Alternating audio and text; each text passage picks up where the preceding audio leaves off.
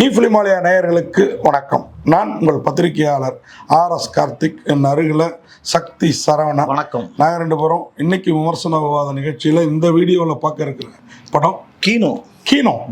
நாங்கள் ஏதோ கியாமியான்னு கொரியன் பேர் மாதிரி ஏதோ கார் கம்பெனியா, கொரியன் படமே நிறைய வந்திருக்கு இந்த மாதிரி. ஆமாம். இது என்ன கதைன்னா கீனோபோபியா அப்படிங்கிற ஒரு வியாதியை பற்றி தான். கீனோபோபியான்னு சொல்லுவோம்ல, அந்த மாதிரி.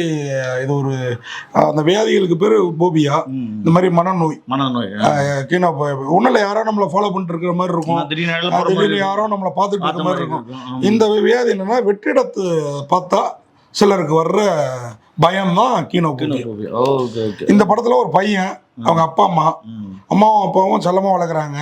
அப்பா ஒரு கார் கம்பெனியில், அதாவது கார் சேல்ஸ் கம்பெனியில் இதுவாக இருக்கிறாரு. இந்த டெக்ஸ்ட் டிரைவிங்லாம் பண்ணி காரை விற்பாங்கல்ல, அங்கே அப்பாவுக்கு திடீர்னு வேலை போகுது ஒருத்தன் பண்ணுற அயோக்கியத்தனத்தால். அப்பா வர்றாரு. இந்த டயத்தில் அம்மா ஆஸ்திரேலியாவில் வேலை கிடச்சி அவங்க போயிடுறாங்க.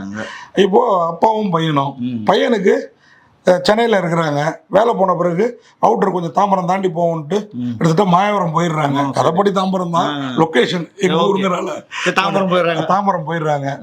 அங்கே பையனுக்கு வந்து இங்கே இருக்கிறப்பயே மொட்டை மாடியில் ஒரு லென்த்தான அறையில் இந்த மாதிரி இடத்துலலாம் யாரோ ஒருத்தர் வந்து, ஏய் தர்ஷன் கிளம்பி வந்துரு, என்னோட கூப்பிடுறோம்ல வான்னு ஒரு முகமுடி அணிஞ்ச உருவம் அப்பப்போ வந்து நின்று கூப்பிடுது. நமக்கும் அது ஸ்கிரீன்ல காட்டப்படுது. பையன் பயப்படுறான். அப்புறம் அதுக்கிட்ட போடுறதுக்கு அவங்க அம்மா கிஃப்டா கொடுத்து, இந்த இன்னைக்கெல்லாம் இந்த லைட் எரிஞ்சிட்டே வாழலாம் இருக்கும்ல, அதை எடுத்துட்டு போய் போராடுறான்.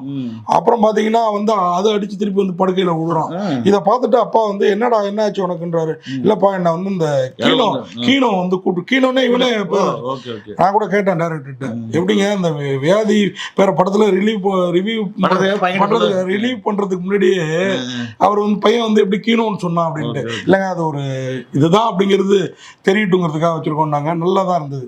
இந்த படம்லாம் என்னன்னா, உட்காந்து 6 அமர நம்ம வீட்டில் உட்காந்துட்டு ஒரு காஃபி சாப்பிட்டுக்கிட்டு அப்படி பார்த்தோம்னா என்டர்டைனா இருக்கும். என்ன ஒன்று டக்குன்னு நமக்கும் வீட்டில் யாரும் இல்லாதப்ப பார்த்தோம்னு வச்சுக்கோங்க, யாரோ நிற்கிறாங்க நம்மளை கூப்பிடுறாங்கன்னு சொன்னாலும் ஆச்சரியப்படுறது அந்த அளவுக்கு மனசு பாதிக்கிற அளவுக்கு எடுத்துருக்கிறாரு. உண்மையா யார் தான் இந்த கீனோ அப்படின்னு சொல்லிட்டு நம்ம ஒரு 10 நிமிஷம் லேட்டாக கூட உள்ள போய் உட்காந்துடுறோம். நம்மளை அறியாம அந்த இன்த்துவை கிரியேட் பண்ணிடுறாரு டேரக்டர். அதாவது படம் லெங்க்தியா இருக்குது. ஒரு ஷாட் இந்த உலக படம் விழாவுக்கு போற மாதிரி அப்படியே இழுத்து வச்சிருக்கிறார், ஃப்ளோவா போகுது. ஆனா வந்து யார் அந்த கீனோ? பேயா, பிசாசா, மாந்திரிகமா, இல்லை இவன் ஏதாவது வீடியோ கேம் பாட்டு இப்படி உளறிட்டு கிடக்குறானா அப்படின்னு பாத்தீங்கன்னா, வெற்றிடத்தை பார்த்தா அந்த வியாதி சொல்லிருக்காரு. நான் சஸ்பென்ஸை உடைச்சிட்டேன்னு நினைக்காதீங்க. ஆனா அதை எடுத்திருக்கிற விதம் வேற லெவல்ல இருக்குது. அது வந்து எப்படின்னா, இந்த உலக சினிமாக்கள்லாம் சொல்லுவாங்கல்ல, ஏன்னா டைரக்டர் வந்து அந்த ஸ்டைல்ல பண்ணிருக்கிறாரு. டைரக்டர் யாருன்னா, உலக சினிமாக்களை காப்பி அடிக்கிற நம்ம மிஸ்கினோட அசிஸ்டன்ட், அசோசியேட். அதுவும் இவர். ஆனா உலக சினிமா இப்ப காப்பி அடிக்கிறாரு மிஸ்கின். ஒரு பீரியட்ல அவர் எடுத்த சித்திரம் பேசுதடி முதல் படம் அவ்வளவு பிரமாதமா இருக்கும். என்ன கேட்டா, சித்திரம் பேசுதடிக்கு அப்புறம் மிஸ்கின் நல்ல படமே எடுக்கலன்னு சொல்லுவேன். அப்படி நல்ல படம் எடுத்தப்ப இவர் கூட இருந்திருக்கிறாரு. அதனால கீனோவும் ஒரு நல்ல முயற்சியா இருக்கு. அது எந்த அளவுக்கு ரசிகர்களை கவரும் அப்படிங்கிறத நம்ம பொறுத்து வந்து தான் பார்க்கணும். இதுல வந்து கீனோவா வந்து ஒரு சின்ன பையன் நடிச்சிருக்கிறான். இந்த படத்தை எழுதி இசையமைத்து மிஸ்கின் மாதிரியே இயக்கி இருக்கிறவரு RK திவாகர். அவர் தான் மிஸ்கின் உதவியாளர். ஆனா எந்த இடத்துலயுமே மிஸ்கின் டச் இல்லை இந்த படத்துல. மிஸ்கின் காப்பி அடிக்கிற உலக பட டச் வேணா இருக்கலாம்.